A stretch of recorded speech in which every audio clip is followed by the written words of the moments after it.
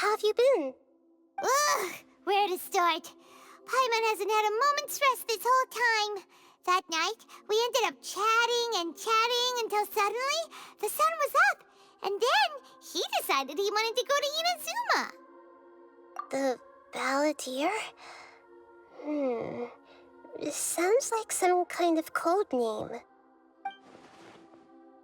You look troubled. Is there something you need to tell me?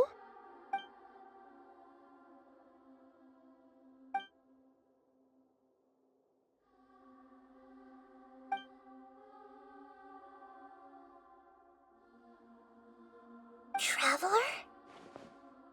Hey, what's wrong? You look so upset.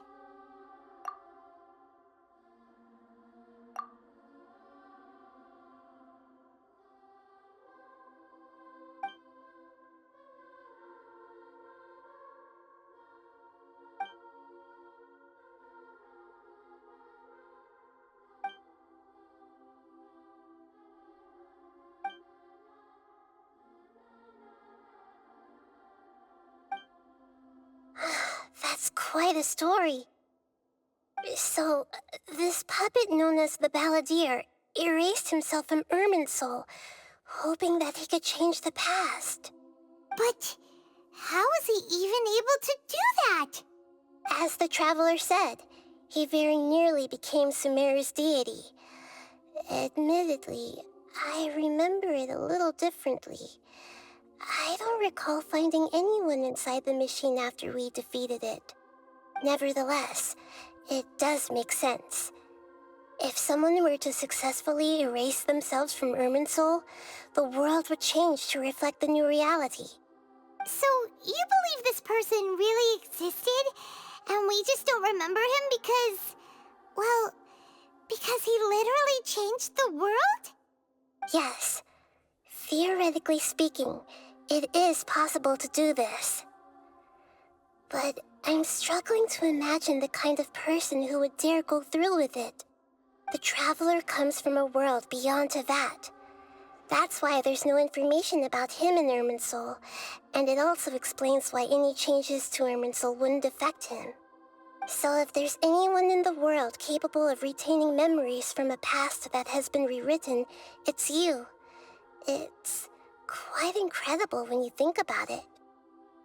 Paimon's having a hard time understanding this Balladeer guy's motivations. Why did he do it? I can only make inferences based on the information we've been given. As for what kind of person he was, only you remember that.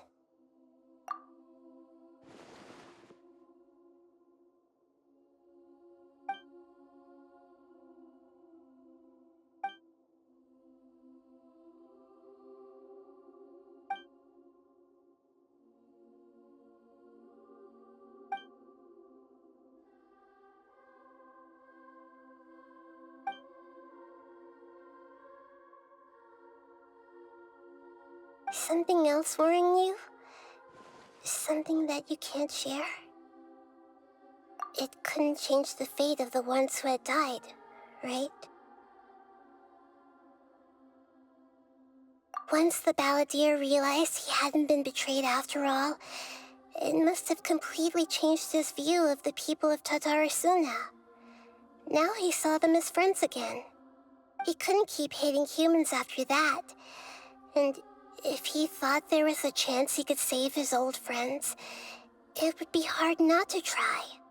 The story makes sense, every part of it. The Balladeer tried to achieve godhood with the doctor's help. He was unsuccessful, but retained the power to connect with Irminsul. That power then enabled him to change what was recorded in Irminsul and erase himself, even though he didn't have much strength left. Yeah, it does make sense, but it still ended in tragedy for his friends. It just feels so hopeless. He gave everything to do this, but it seems like he got nothing in return.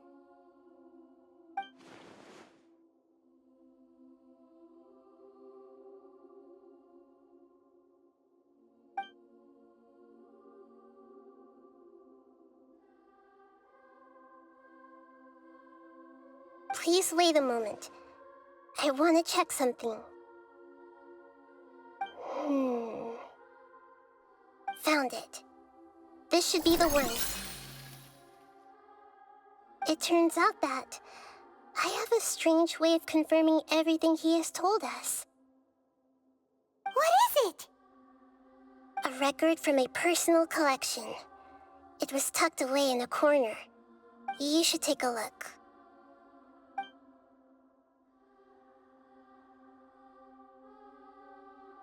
Is this a fairy tale? Who wrote it? I authored this record myself. Huh? You wrote a fairy tale that somehow has something to do with the Balladeer? When combined with the traveler's narrative, it's clear that this story is an allegory. Everything in it is a symbol for something else. Hold on. So this record survived from the past? Yes. Any information about the Balladeer or the Kabukimono in other records will have been changed. But I wrote this story in a way that means it was left intact. Changing the information in Irminsul changes to that.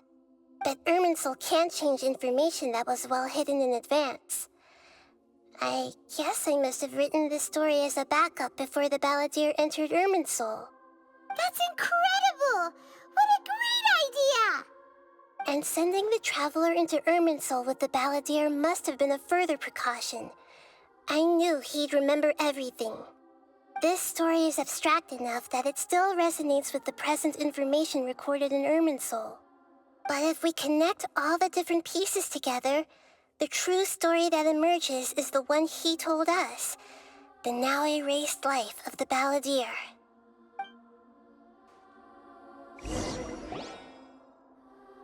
There was once a lone monster draped in fox fur. The monster found a family of foxes, joined them, and they became friends. The monster lived with the family day and night, and everyone treated it as one of their own. Once in a while, the monster would take off its fox fur at night and lament to itself as it gazed at its reflection in the water. I am a monstrosity, yet they are too foolish to see it. I pity them. But the monster soon found solace when another came to live among the foxes who was not their kin. A kitten, carved from the wood of a white tree who had been abandoned by the humans. The kitten too wished to become a fox, but its tail was too slender and it could not grow a coat of richly colored fur. Yet when the other foxes saw this, they spoke words of comfort to the kitten. Even without a tail and fur like ours, you are still one of us. Furious at this happy resolution, the monster lit a fire on the mountain. The terrified animals panicked as the fire spread. The only way to extinguish the flames was to make a sacrifice. A gray fox stood up and addressed the monster. It said, "You are the cleverest among us. Surely you can help us find a way to solve this."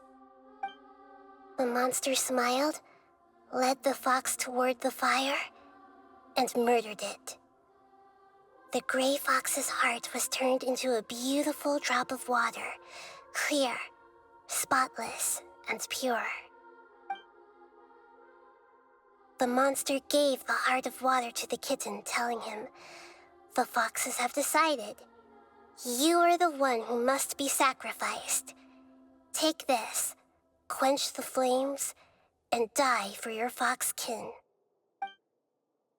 The fire was extinguished, but the kitten lived. It left that side of the mountain and found a little bird who had a broken wing. The two promised they would spend their whole lives together, but the little bird did not have long left to live. It passed away soon after. After burying the bird, the kitten left the mountain for good. Never again would it cherish a single creature nor a single blade of grass that stood on that mountain.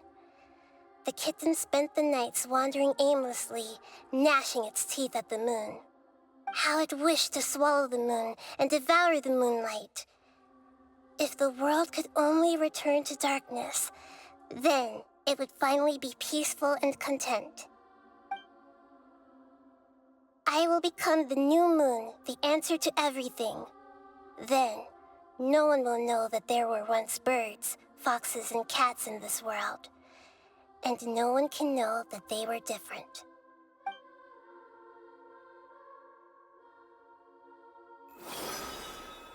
We solved it! I remember now. This is not just the Balladeer story. It is his very own memories. I made a backup so that it would be preserved no matter what happened. To become a god, he was experimented on and modified countless times. It was brutal torture, and the only reason he was able to survive is that he was a puppet. This memory was extracted from him by the scholars. Presumably, they kept it to have something to defend themselves with. Creating a deity was just the first step.